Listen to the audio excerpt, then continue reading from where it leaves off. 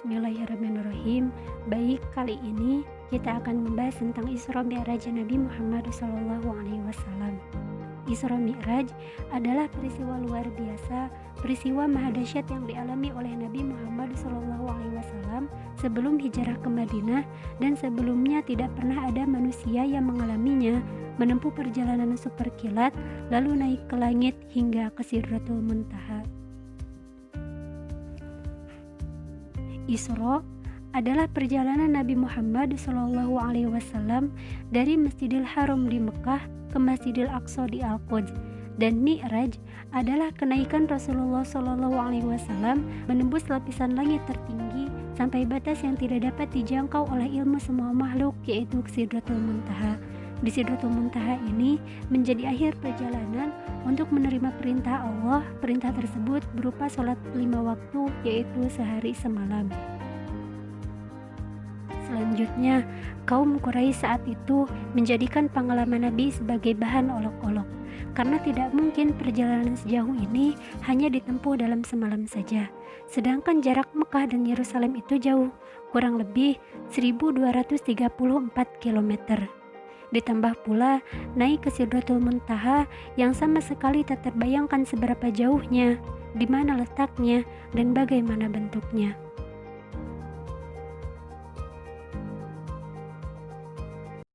Dahulu kala, orang Arab Quraisy hanya mengenal unta dan kuda sebagai alat transportasi.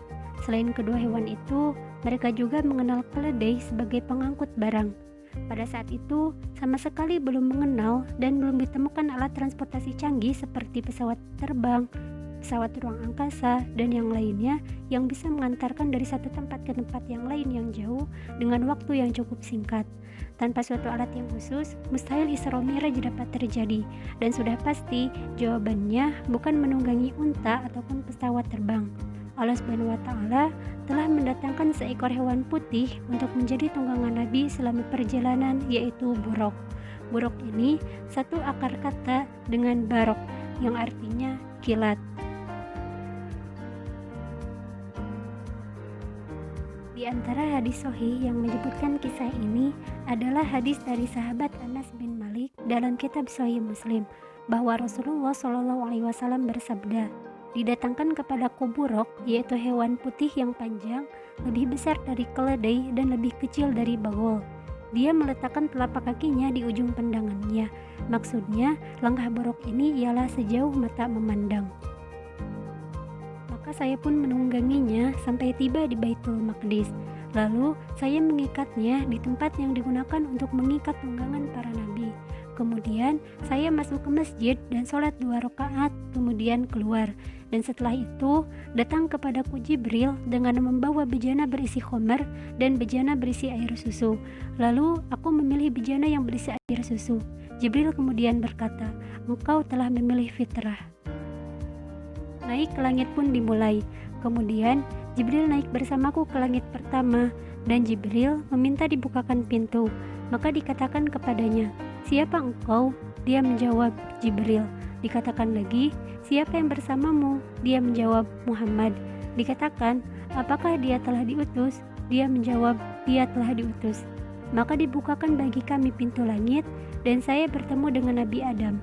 Beliau menyambutku dan mendoakan kebaikan untukku. Begitu seterusnya sampai langit ke-7. Adapun di langit kedua, Nabi bertemu dengan Nabi Isa dan Nabi Yahya. Di langit ketiga dengan Nabi Yusuf. Di langit keempat dengan Nabi Idris. Di langit kelima dengan Nabi Harun. Di langit keenam dengan Nabi Musa. Dan di langit ke-7 dengan Nabi Ibrahim. Lalu sampailah di Sidratul Muntaha. Di sana Allah mewahyukan kepada Nabi Muhammad, yaitu sholat sebanyak 50 waktu dalam sehari semalam. Kemudian Nabi Musa bertanya kepada Nabi Muhammad. Lalu beliau pun menjawabnya bahwa Allah telah memerintahkan kepada umatnya sholat sebanyak 50 waktu dalam sehari semalam. Dan Nabi Musa memerintahkan untuk meminta keringanan, sampai akhirnya Allah mewahyukan sholat sebanyak 5 waktu dalam sehari semalam.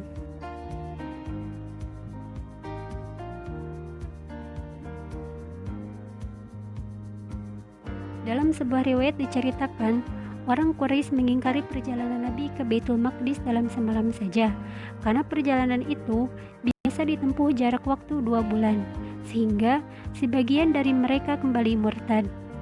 Berbeda dengan sahabat Abu Bakar, begitu ia diberitahu peristiwa itu, ia langsung mempercayainya.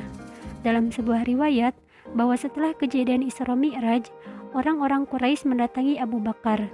Mereka mengatakan, "Lihatlah apa yang telah diucapkan oleh temanmu, yaitu Muhammad." Abu Bakar menjawab, "Apa yang telah dikatakan oleh beliau?" Orang-orang musyrik pun berkata, "Dia menyangka bahwasanya dia telah pergi ke Baitul Maqdis, kemudian dinaikkan ke langit, dan peristiwa itu hanya berlangsung 1 malam saja." Abu Bakar berkata, "Jika memang beliau yang mengucapkannya, maka sungguh itu adalah benar. Aku akan membenarkannya seandainya berita tersebut lebih dari yang kalian kabarkan. Aku membenarkan berita langit yang turun kepada beliau. Bagaimana mungkin aku tidak membenarkan tentang perjalanan beliau ke Baitul Maqdis ini?"